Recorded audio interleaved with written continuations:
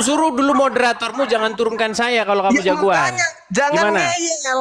Sekarang saya tanya samamu, dengar. Kenapa? Kan? Kita bicara dulu tentang jasa, berjasa. Kau jangan bilang penebusan Dengar. dulu, berjasa Dengar. dulu. Dengarkan, apakah orang Kau kan Islam mengatakan selamat? bahwasanya iblis berjasa. Dengar, Kita ngomong dengar, dari dengar. berjasa dulu, Dengar, berjasa. dengar. Jangan ngomong penebusan. Pakai ini. Pakai ini dulu. Dengarkan saya. Setelah saya bicara, kau bicara. Oke? Dengarkan. Kau mengatakan bahwasanya Zainab berjasa. Apa jasanya Zainab untuk kami umat Islam? Sabar dulu. Apa jasanya Zainab untuk kami? Ketika Zainab itu meracuni Nabi Muhammad, apa jasanya? Kami masuk surga? Dosa kami ditebus? Tidak ada sama sekali. Jangan dibisu-bisukan. Nih, tangan saya angkat ya. Gantian. Saya ngomong tangan saya angkat nih. Gantian. Dengar. Perhatikan, tangan saya angkat terus.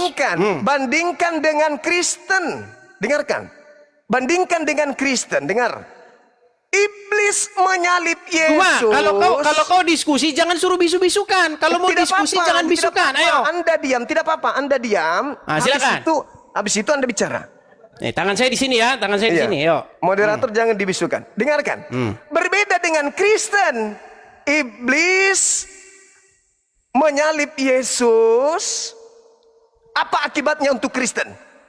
Dosa Kristen ditebus. Masuk surga Kristen itu karena penyaliban. Tangan saya begini. Berarti iblis adalah pahlawannya Kristen. Silakan. Sudah bisa saya bicara? Silakan. Baik, suruh moderatormu gak usah ketakutan sama saya. Jangan dibisu-bisukan. Makanya jangan nyerocos karena suaramu juga keras. Silakan. Baik. Silakan. Jadi begini Juma. Kalau bicara kita satu-satu dulu. Tadi kan kamu ngomong masalah berjasa. Jangan penebusan dulu. Kita kelarin dulu berjasanya. Silakan. Nah, menurut kamu karena iblis dan melalui tangan orang-orang Farisi menyalibkan Yesus, maka iblis berjasa, betul? Itu logikamu kan? Terus. Baik. Berarti saya pun akan menggunakan logikamu karena perempuan Yahudi yang meracun Muhammad membuat Muhammad mati syahid masuk surga, berarti menurut logikamu maka perempuan yang menyalib ya Muhammad yang membuat Muhammad mati syahid masuk surga itu berjasa dia. Dia juga berjasa. Karena melalui tangan dialah keselamatan Muhammad masuk surga terjadi. Makanya saya bilang logikamu udah nggak waras. Kemudian yang kedua. Satu dulu. Silakan. Silakan. Yang tidak waras itu ente. Kalau Nabi Muhammad masuk surga karena dia diracun, berarti Yesus masuk surga karena disalib. Ini kita berbicara. Tunggu dulu. Ini kita berbicara mengenai umat Islam. Bukan berbicara mengenai Nabi Muhammad dan juga mengenai Nabi Yesus. Bukan. Ini kita berbicara Islam dan Kristen. Apa efeknya untuk Islam ketika Zainab meracun Nabi Muhammad? Apa efeknya untuk kami? Anda, untuk nebus dosa kami? No. Bisa saya jawab? Sabar dulu. Sedangkan iblis ketika membunuh Yesus, yang diselamatkan Kristen. Kristen yang dosa-dosanya ditebus dengan darah Yesus. Sedangkan Nabi Muhammad tidak ditebus umatnya karena dia diracun. Analogimu nggak nyambung. Sekarang pertanyaan saya, karena Kristen diselamatkan akibat iblis merasuki Yudas, maka mau tidak mau kau harus berterima kasih kepada iblis yang telah berjasa menyalib Tuhanmu sehingga dosamu ditebus. Sampai sini kau sudah paham? Baik. Silakan. Baik, saya tanggapi. Silakan. Jadi pertama Juma, saya membuat logikamu itu yang tadi yang pertama karena kamu berpikir demikian. Karena menurut kamu, iblis melalui tangan orang-orang Farisi menyalibkan Yesus dan terjadi keselamatan, maka iblis berjasa. Itu logikamu. Nah, saya balikan logikamu yang salah itu kepada agamamu sendiri. Berarti perempuan Yahudi yang telah meracun Nabi dan karena hal tersebut Nabi syahid masuk surga, maka menurut pola pikirmu, maka perempuan Yahudi yang meracun Muhammad tersebut berjasa membuat Muhammad masuk surga. Logikanya harusnya bukan seperti itu. Logikanya salah, Juma. Logikanya begini. Menurut umat Islam, Muhammad syahid bukan karena diracun oleh perempuan Yahudi, melainkan karena keimanannya, melainkan karena dia menjalankan perintah Allah sampai pada matinya. Itulah yang membuat Muhammad diselamatkan, bukan karena diracunnya itu. Perempuan tersebut tidak berjasa membuat Muhammad masuk surga. Itu logika yang benar. Nah, sama seperti pada peristiwa penyaliban. Ya, orang-orang Farisi yang tentu saja dikuasai oleh iblis menyalibkan Yesus. Oke? Nah, apakah mereka patut mendapatkan penghargaan atau hukuman? Tentu hukuman.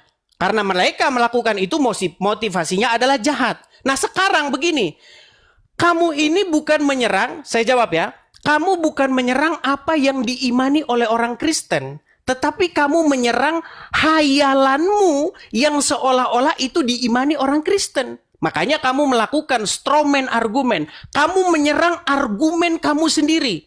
Dengarkan. Keselamatan itu bukan terjadi di penyaliban. Keselamatan itu terjadi pada kesetiaan dan ketaatan Tuhan Yesus kepada Bapa di surga. Makanya oleh karena ketaatan satu orang, perhatikan ini. Ini poinnya, biar kau nggak nyerang argumenmu sendiri. Kau nggak menyerang Kristen, kau menyerang hayalanmu. Dengarkan. Bagaimana keselamatan itu terjadi?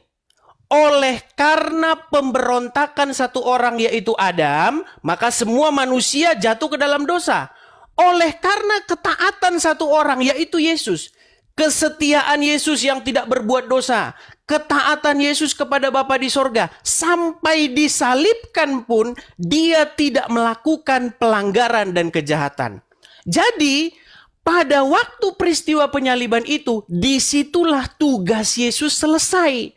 Makanya kesetiaan Yesus itu yang menyelamatkan. Jadi yang menebus kami, ya, yang membenarkan kami itu adalah karena Yesus setia dan taat sampai mati di kayu salib. Gantian. Silakan. Jadi yang menyelamatkan kami adalah karena Yesus setia. Kamu baca di dalam 2 Korintus. Suruh nanti moderatormu jangan turunkan saya ya. 1 Korintus 15 nomor 7 kamu baca. Ya, silakan baca. Tanpa kebangkitan, sia-sialah imanmu dan kamu masih hidup di dalam dosa. Jedor. Tanpa kebangkitan. Berarti tanpa penyaliban. Tidak mungkin bangkit tanpa disalib. Kalau cuma taat doang Yesusnya, taat. Maka kamu masih tetap hidup di dalam dosa. Kamu keahlianmu itu memanipulasi keadaan. Jangan kau bawa di depanku, saya nggak pakai. Satu hal yang perlu kau sampaikan samamu. Ini sudah ketiga kalinya aku bilang. Yang diselamatkan di sini bukan Nabi Muhammad, bukan Yesus, tapi kamu sebagai orang Kristen.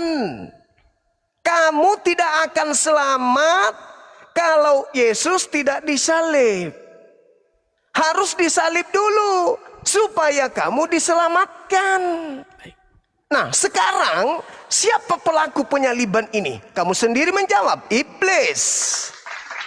Jangan ingkari itu.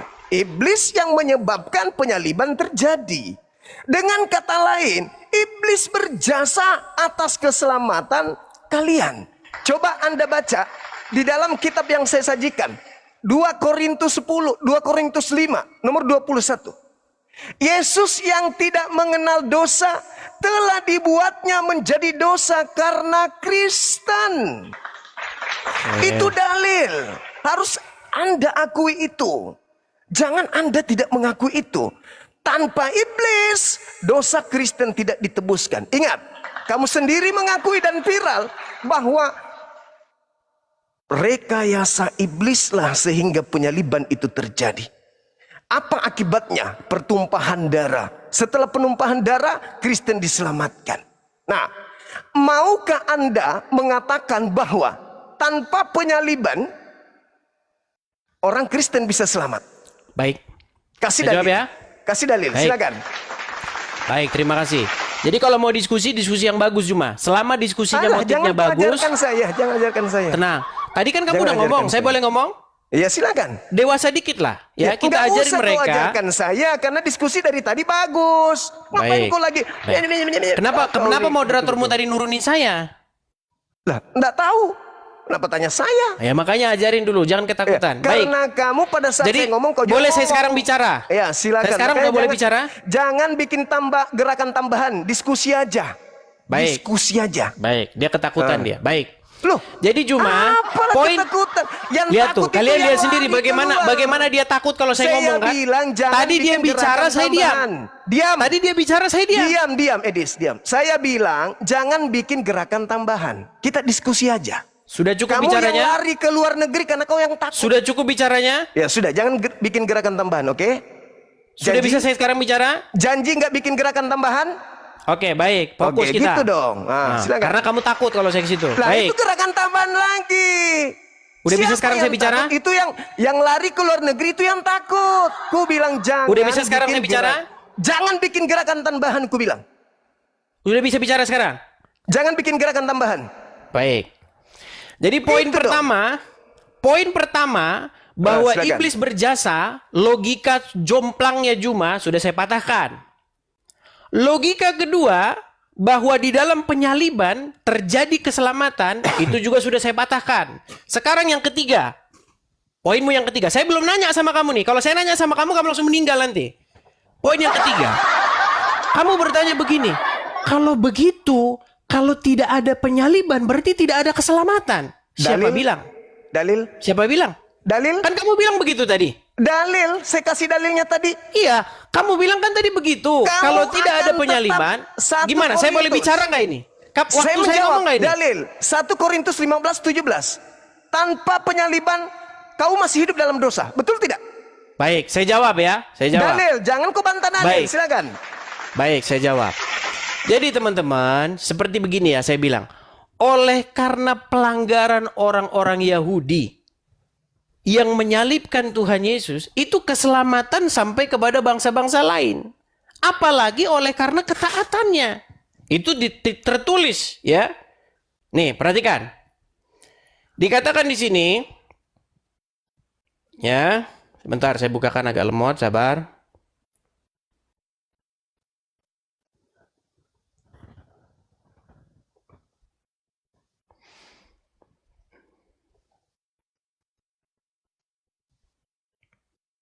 Nih.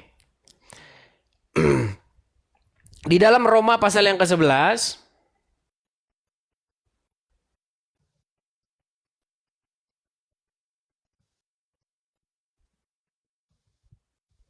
di sini dikatakan begini ya. Sebab jika pelanggaran mereka, maksudnya pelanggaran orang-orang Yahudi, berarti kekayaan bagi dunia, dan karena kekurangan mereka, maka kekayaan bagi bangsa-bangsa lain, terlebih-lebih lagi karena kesempurnaan mereka. Jadi orang Yahudi sekalipun menolak Yesus, itu menjadi berkat bagi bangsa-bangsa lain. Berita Injil itu disampaikan kepada bangsa-bangsa lain. Apalagi karena ketaatan atau karena orang Yahudi mendengar Yesus. Karena melanggar saja loh, melanggar saja. Berkat itu sampai kepada bangsa lain. Apalagi kalau orang Yahudi pada waktu itu menerima Yesus. Nah, sekarang poinnya 3 poin sudah saya jawab semua. Masalah iblis kamu bilang berjasa, sudah saya patahkan. Berarti menurut logikamu kalau iblis berjasa artinya perempuan yang meracun Muhammad harus diberi penghargaan oleh Allah Subhanahu wa taala. Karena apa? Karena telah meracun Muhammad. Karena Muhammad diracun dan dibunuh oleh perempuan Yahudi, Muhammad syahid masuk surga. Itu logikamu. Padahal di dalam kekristenan maupun di dalam Islam bukan begitu logikanya. Logika yang benar adalah Muhammad itu syahid masuk surga bukan karena diracun perempuan Yahudi, tetapi karena dia menyelesaikan tugasnya menjadi rasul sampai pada matinya. Itu logika yang benar, sama seperti logika di dalam kekristenan.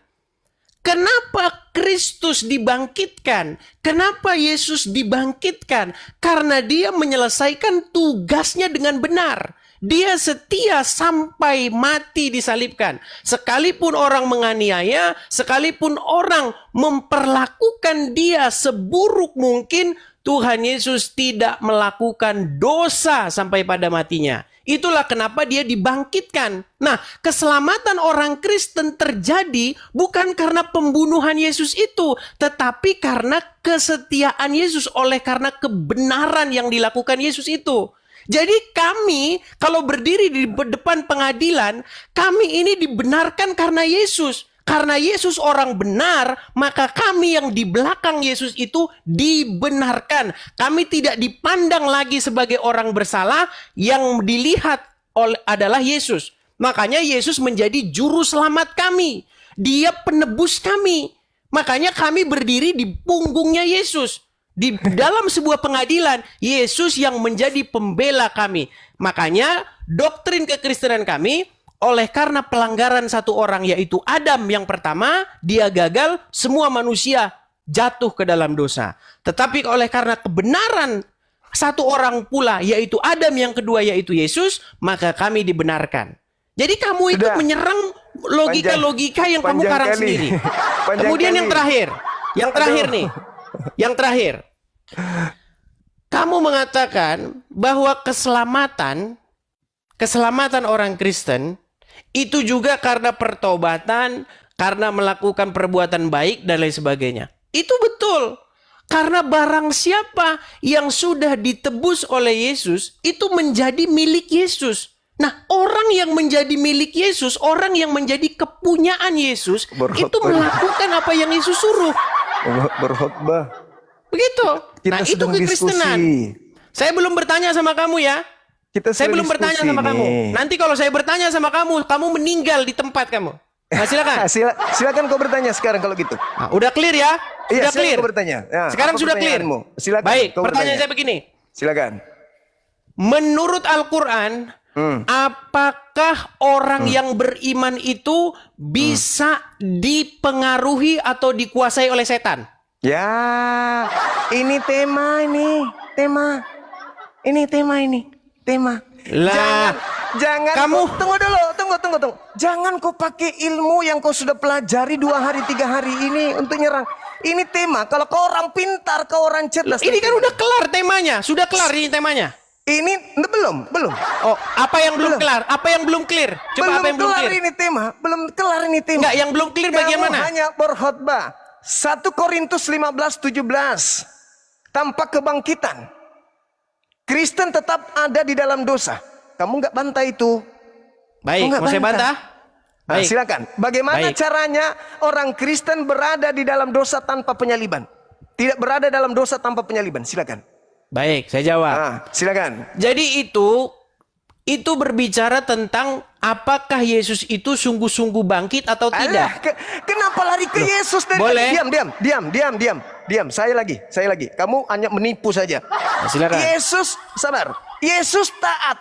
Dalam ketaatannya terlibat iblis. Percuma Yesus taat kalau iblis tidak terlibat dalam hal proses ketaatannya berhubungan dengan penyaliban. Sekarang permasalahannya adalah ketika kau katakan ketaatan Yesus yang menjadi simbol keselamatan Kristen, itu bohong, itu cara politik yang tidak bagus yang Anda lakukan. Tolong tunjukkan di mana perintah Bapa Elohim kepada Yesus agar dia mati disalib demi untuk dosa-dosa orang bersalah. Ada? Sampai dia harus Anda tuduh taat. Ada Yesus menerima perintah bunuh diri lu. Kamu sudah mulai absurd nih. Seranganmu udah mulai nggak jelas nih. Tunggu. Atau kamu kurang istirahat atau bagaimana? Saya menanggapi pernyataanmu yang mengatakan Yesus taat sampai mati di atas tiang salib. Taat kepada siapa? Kepada iblis. Kepada Bapa di surga yang mengutusnya. Tolong tunjukkan dalilnya membunuh orang benar itu menjadi perintah Bapa untuk menyelamatkan orang-orang Kristen. Memang siapa yang memerintahkan untuk membunuh? Lalu Yesus taat kepada siapa? kepada Bapa di sorga. Mana dalilnya ketaatannya kepada perintahnya agar mati untuk orang-orang berdosa? Baik, saya jawab. Mana Jadi dalilnya? begini Juma. Jangan. Baik. Dalil. Baik. Dalil. Jadi Dalil. kamu berpikir bahwasanya Bapa Yesus di taat. sorga memerintahkan orang-orang untuk membunuh Yesus, begitu? Memerintahkan Yesus untuk mati. Dan Yesus Siapa taat. yang memerintah? Siapa yang memerintahkan demikian? Kamu bilang tadi Yesus taat kepada Bapa. Yesus taat kepada Bapa supaya apa? Melakukan apa yang diperintahkan. Apa yang diperintahkan? mana Memberitakan perintahnya? kebenaran. Mana perintahnya Bapa untuk mati orang benar ini demi orang berdosa? Mana perintahnya? Itu logikamu sendiri. Lah, kamu yang mengatakan taat, Yesus taat kepada Bapa. Taat kepada Bapa untuk apa? Untuk memberitakan kebenaran. Ketika Iya. Tuhan Yesus Taat mati memberitakan. disalib. Boleh saya bicara? Enggak, dalil saya minta. Boleh saya bicara? Berpanjang lebar Anda berkhotbah. Dalil, Yesus taat. Kami Kristen diselamatkan bukan karena disalib, tapi karena Yesus taat kepada perintah-perintah Bapa. Oke. Yang mau Yesus disalib iblis. Kalau Ya. Anda mengatakan, diam dulu. Berarti Yesus taat ke iblis. Oke, baik. Saya jawab Yesus pertanyaanmu. Taat, tunggu. Yesus taat ke iblis atau Yesus taat ke Bapa Elohim? Baik. Sudah Loh, selesai? Kok baik? Jawab dulu. Sudah selesai? Sudah, silakan. Jawab itu ya. Jadi ini Silakan. logika macam apa ini berpikirnya? Kalau Yesus dibunuh, disalibkan oleh orang-orang Farisi, artinya Yesus taat kepada orang Farisi gitu? Itu logikamu? Tadi kau katakan Yesus taat kepada Bapa. Iya, taat kepada Bapa di sorga. Terus Taat menurut atas kamu, taat karena atas Yesus disalibkan oleh orang-orang Farisi yang di belakangnya adalah iblis, berarti Yesus taat kepada iblis. Itu Karena logikamu. mengikuti keinginan iblis. Ya, itu logikamu seperti itu. Lalu Baik. Jadi menurutmu, karena Muhammad diracun oleh orang Yahudi, berarti Muhammad taat kepada yang meracun? Gitu. Siapa yang mengatakan bahwa Nabi Muhammad taat kepada orang yang diracun? Kan logikamu seperti itu. Menurut Anda yang logikamu, mengatakan tadi bahwasanya logikamu gimana? Cara Saudara pikirmu itu loh. Dennis, Pola Saudara Dennis, pikirmu diam. itu bagaimana? Di depan saya kau nggak laku. Cara-caramu yang menipu umat Islam awam itu nggak laku bagi saya, Dis. Kau sudah tahu saya. Itu udah tukang bisu-bisukan Kamu moderatormu itu. kenal saya. Kenapa Diam. moderatormu ketakutan tukang bisu-bisukan? Diam. Saya perintahkan. Diam. Ketakutan dia kalau saya ngomong. Saya Coba. perintahkan. Dengarkan saya. Dengarkan saya, Edis. Dengarkan saya. Mumpung kau lagi di Silakan. luar negeri. Bebas kau Silakan. berhujat. Dengarkan. Silakan. Kamu membantah keselamatan Kristen karena salib. Dengan mengatakan, Yesus itu, kami Kristen tidak selamat karena salib. Tapi karena ketaatan Yesus terhadap perintah Bapa. Sedangkan kamu sendiri mengakui penyaliban itu keinginan iblis. Yesus taat terhadap salib. Yesus taat terhadap iblis. Kau ingin membantah itu? Boleh. Tapi tunjukkan di mana Bapa mau Yesus disalib orang benar, mati untuk menebus orang bersalah. Bapa perintahkan itu di mana? Jangan kau putar lidah. Ingat kau lagi berhadapan dengan saya, bukan dengan umat awam. Oke. Silakan. Sudah, bisa saya jawab? Silakan. Baik. Makanya kamu cocok diskusinya sama Rudi Yohanes kamu. Kamu Sama jangan orang-orang. jangan Gimana? bikin Saya boleh gerakan ngomong nggak? tambahan. Ketika saya ngomong, kenapa kamu Jangan panik? bikin gerakan tambahan. Boleh nggak saya ngomong? Boleh nggak saya Jangan ngomong? bawa-bawa orang. Kamu aja dengan saya. Nggak usah kau lebay di sini. Di Indonesia, andaikan kau masih di sini, kau nggak laku. Di Indonesia kau nggak laku. Di luar negeri kau laku karena kau penghujat kelas kakap. Sekarang kau bicara. Kenapa kau tukang bisu-bisukan, Juma? Di mana bentuk ketaatan Yesus terhadap penyaliban? Di mana penyaliban Kalau itu saya dari mau Bapa? menjawab, kau jangan Silakan. panik bisu-bisukan saya. Ini tangan saya Makanya begini ya. jangan bikin Lihat nih, gerakan tambahan. tangan saya begini nih. Lihat ya. Masa orang yang Menurut logikamu, menurut orang dijagokan logikamu ya. gerakan tambahan Karena menghadapi saya. menurut Silakan. logikamu, karena Yesus disalibkan, berarti Yesus taat sama iblis. Lalu taatnya Berarti Yesus menurut logika somplangmu, karena Muhammad diracun perempuan Yahudi, tentu saja yang merasuki perempuan Yahudi itu adalah iblis. Di mana? Coba kamu setuju nggak yang merasuki Ketaatanmu. perempuan Yahudi yang meracun Muhammad itu adalah iblis? Setuju nggak kamu? Saya mengatakan apakah Nabi Muhammad taat kepada keadaan itu? Apakah Muhammad taat kepada Allah atau kepada iblis? Kepada Allah. Oke, Ada nggak berarti Allah? yang merasuki Ada nggak Allah? perempuan Dengar. Yahudi untuk Ada meracun tidak Muhammad Allah memerintahkan? itu adalah iblis Ada atau nggak Allah? Allah? Ada nggak Allah merintahkan kepada Senap untuk meracun? Oke, ada nggak Tuhan memerintahkan iblis untuk menyalib Yesus? Tidak ada. Ya tidak ada. Terus kenapa kamu berpikir seperti itu? Terus faktanya Yesus disalib. Ayo. Oke. Berarti Terus iblis masalahnya berhasil. di mana? Masalahnya di mana? Iblis berhasil menyalib atau tidak? Berhasil? Apakah Bapak mau Yesus disalib? Tidak. Berarti penyaliban ini ketaatan Yesus terhadap siapa? Kepada Bapa di sorga. Berarti Bapak yang mau dia disalib? Bapa di sorga memerintahkan Yesus supaya jangan lari dari penyaliban itu. Di mana dalilnya? Hadapi penyaliban itu. Jangan kabur. Dalil. Baik.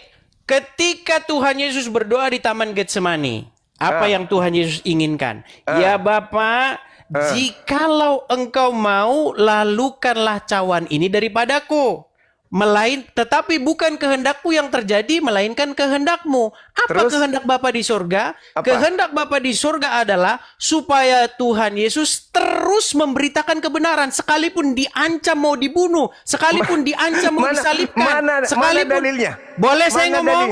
Mana dalilnya? Bahwa Keseluruhan Injil itu dalilnya. Keseluruhan Injil itu dalilnya. Di mana di situ Tuhan Yesus memberitakan kebenaran. Hai ahli-ahli Taurat dan orang-orang Farisi, hai ular-ular beludak dan seterusnya. Ketika Tuhan Yesus memberitakan kebenaran, orang-orang Yahudi ahli Taurat itu mengancam akan membunuh Yesus. Apakah Tuhan Yesus berhenti? Tidak. Apakah Tuhan Yesus takut? Baca seluruh Injil. Baca seluruh Injil. Masa begitu? Baca seluruh Al-Quran.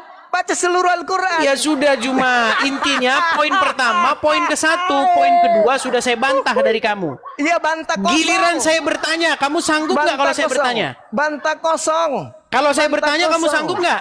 Bantah kosong. Kalau saya bertanya, Bantah, malu dia, malu.